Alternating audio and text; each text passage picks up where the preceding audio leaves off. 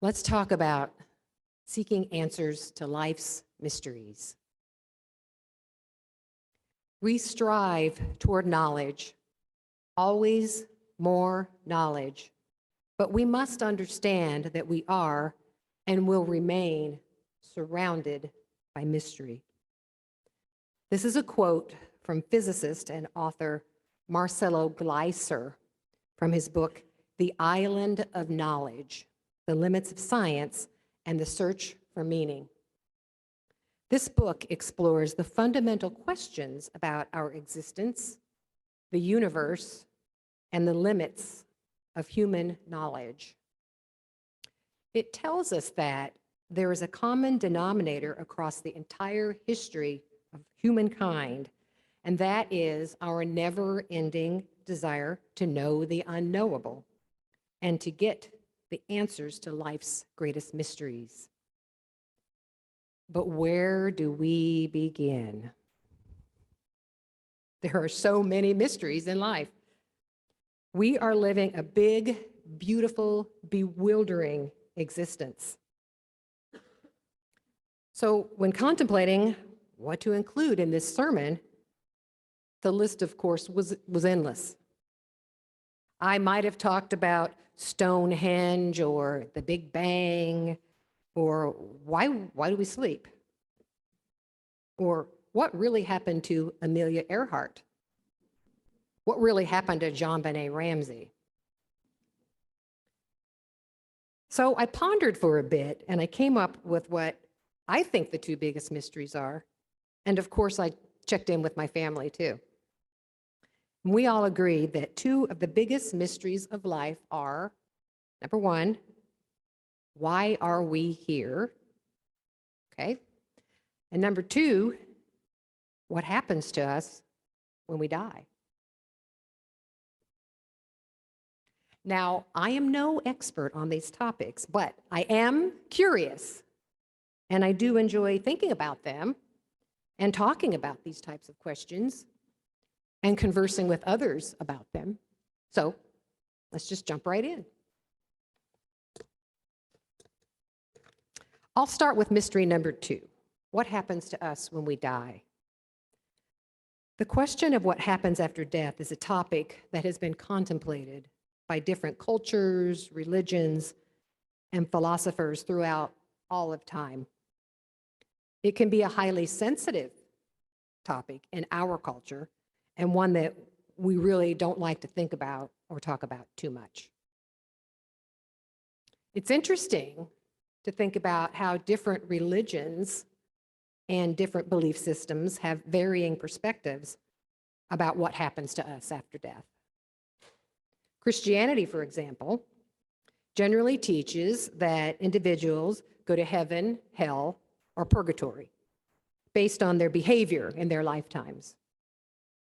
Islam has a very similar concept of paradise and hell, with one's actions and faith determining their final destination. Hinduism and Buddhism, on the other hand, believe in reincarnation, or the cycle of birth, death, and rebirth. The idea of karma plays a significant role here. We all know about karma, right? And that's where one's actions, intentions, and deeds influence the circumstances of their current life and their future lives. In old Nordic cultures, Valhalla was the mythical hall where half of the warriors who died in battle were believed to go, led by the god Odin. That's a shout out to all you Uhtred fans out there. Being raised Catholic, I thought that after I died, I'd go to either heaven or hell. And of course, heaven was the aspiration.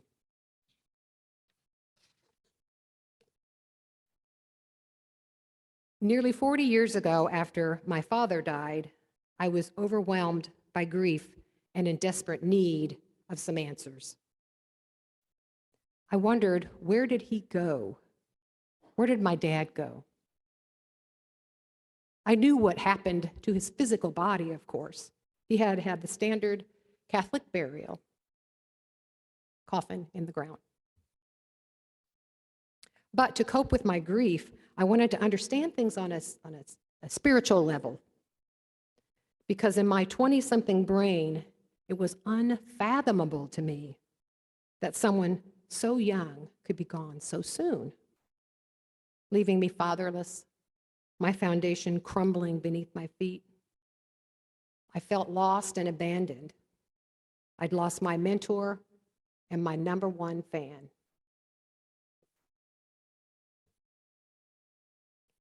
I needed answers to why this great, charismatic guy, who I looked up to and was loved by all, a 46-year-old prominent lawyer in the prime of his life and a healthy-looking guy, was suddenly gone. Just like that. I had lots and lots of questions. Now, anybody who spends any amount of time with me knows that I ask a lot of questions. And apparently that hasn't changed much over the years. And I know that some of you find this trait endearing, but others of you probably find it very annoying. But I don't do it to be a rebel or an interrogator or to try and put anyone on the spot. I do it just to try to understand. I am curious, and I love to learn new things. And also, my brain, our brains, are hardwired through evolution to survive, and one of the essential ways we accomplish this is by instinctively seeking answers through questioning, which allows us to better understand our surroundings and ensure our continued well-being. Asking questions also implies that I don't have all the answers, but I'm receptive to new ideas, learning, and others' perspectives. Being inquisitive serves me well in my professional life as an instructional designer, where I create online and in-person courses for adult learners from all walks of life. So I get paid to ask questions. In my search to answer the questions about my dad's death, I happened to come across a guy named Rabbi Harold Kushner. Some of you may have heard of him. Anyway, Rabbi Kushner had just written a book called When Bad Things Happen to Good People. I see heads nodding. Great book. The title caught my eye because I remember seeing it and thinking, hey, I'm a good person, and so was my dad. So why did this bad thing happen to us? I was relieved that the rabbi's book might just give me some answers. Rabbi Kushner's message was so very different from the messages I had gotten all throughout my childhood and Catholic upbringing, where asking questions was most certainly not an option. On the other hand, the rabbi encourages questioning as a way for a person to grow and develop their own meaningful religious beliefs. He believes that asking thoughtful questions leads to a deeper understanding of one's faith and spirituality. Does this sound familiar to us who use? At that time, I held the firmly entrenched belief that when bad things happen, it was because the person must have done something bad or was bad. Rabbi Kushner opened my eyes with his belief that bad things happen not because of God's punishment, not because he's this big, all-powerful entity in the sky doling out retribution and lightning bolts and zingers and smites. Bad things happen, he says, because of the inherent imperfections and limitations of the world. He states that God is not an all-powerful being in the sense of controlling every catastrophic event or preventing every sad and tragic thing from happening, nor does he make the good things happen either. my mind was blown with these new thoughts. Kushner explains that doing so would make him a limiting God, one that picks and chooses what happens and to whom. But he says that's not how my God works. He adds that he had to face the fact that God was either all-powerful but not kind, or thoroughly kind and loving but not all-powerful. And his beliefs compromise God's power but totally affirm his love and compassion. Additionally, he says, God provides people to help other people, to give them strength, hope, and comfort when they're experiencing loss and hardship. So to sum it up, the bad things that happen are due to the nature of the universe, the randomness, the imperfections, and the limitations of the world. I think the message he was trying to get across can be summed up in two simple words: life happens. Or as John Lennon famously said, life is what happens to you when you are busy making other plans.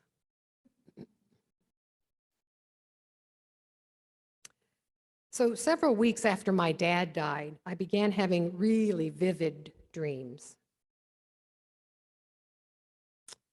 Maybe this was my brain's way of trying to sort things out and to make some sense of my loss. But one of these dreams stood out in particular, and I was describing the details to a friend over the phone one evening, the telephone, a landline. After listening intently for a while, he said, "You know, what you're describing sounds more like a visitation than a dream." A visitation. I liked the idea of a visitation from my dad because it meant that he was still alive in some way. So in the visitation, I'm over at my dad's house. I'm in the driveway washing my car. It was my first car, and I took very good care of it. She was a real beauty. Don, I thought about you as I was writing this. 1982 Chevy Camaro with T-tops, fire engine red. Gosh, I love that car.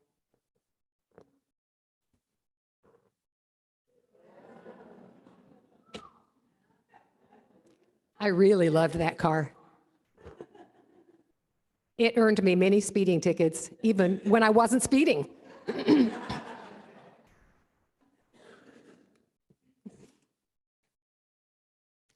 Anyway, my dad was really into car care, so he had all this stuff for me to use. And I frequently, in real life, went to his house to clean my car. Okay, so back to my visitation. So Dad is standing there with me as I'm washing my car. He's smoking a cool, mild cigarette. He tried so many times, but he never could kick the habit. He's wearing his standard bumming around the house, weekend gear, a blue zip hoodie, t-shirt, baggy dad jeans, and ratty tennis shoes. Quite the different style from his Monday through Friday lawyer suit and tie look. And I think we have a photo. Hi, Dad. That was taken for the Bar Association about 6 months before he passed.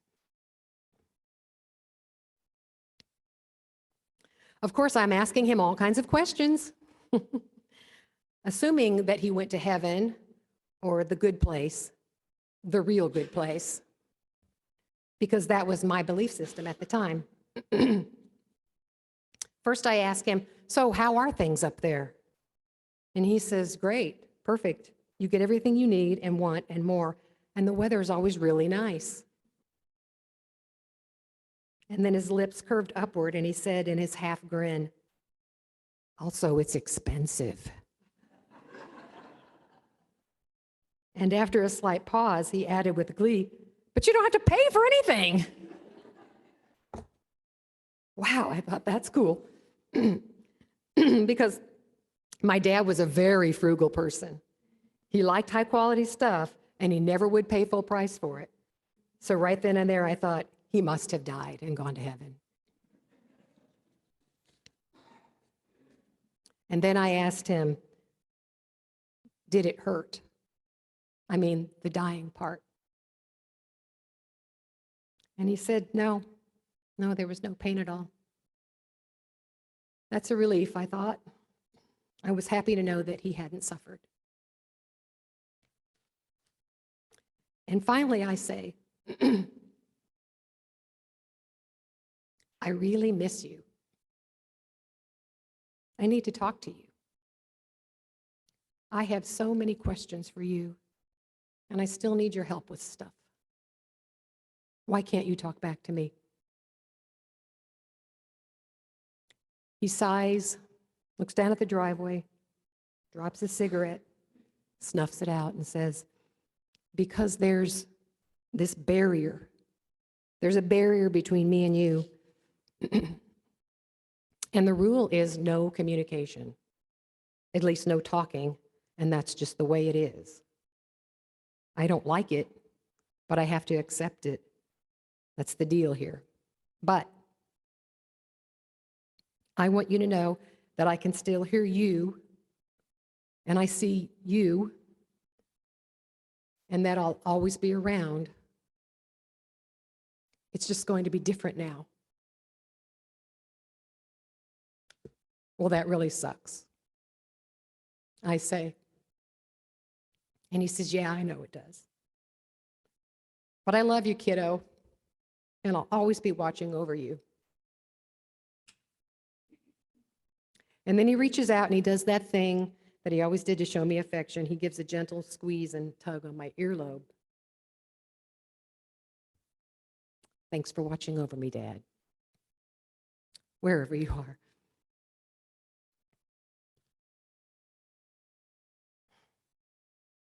So now let's turn to the question of why are we here? Perspectives about why we are here vary greatly, of course, and are dependent upon cultural, religious, spiritual, familial, and personal viewpoints. I'm not here to give you a thorough rundown of all the possible spiritual and religious viewpoints. But I do know that the different religions have their own specific beliefs and explanations. And many of them share similar beliefs having to do with preparing for life and eternity, fulfilling a plan or a purpose, or serving a God or a higher power. From a non-religious standpoint, the question of why we're here is deeply personal. If I asked each one of you why you were here, I'd be willing to bet that no two answers would be exactly the same. Some of your answers might include, I'm here to contribute to the well-being of other entities, people, animals, the planet, to create and share my talents through technology, the arts, music, sports, academic career. If you believe in reincarnation, maybe you're here to finish up unfinished business.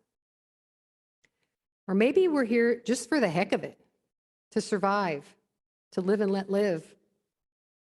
Or maybe it's for an entirely different purpose that I haven't mentioned. Or maybe we just don't know. And you know what? That's valid too.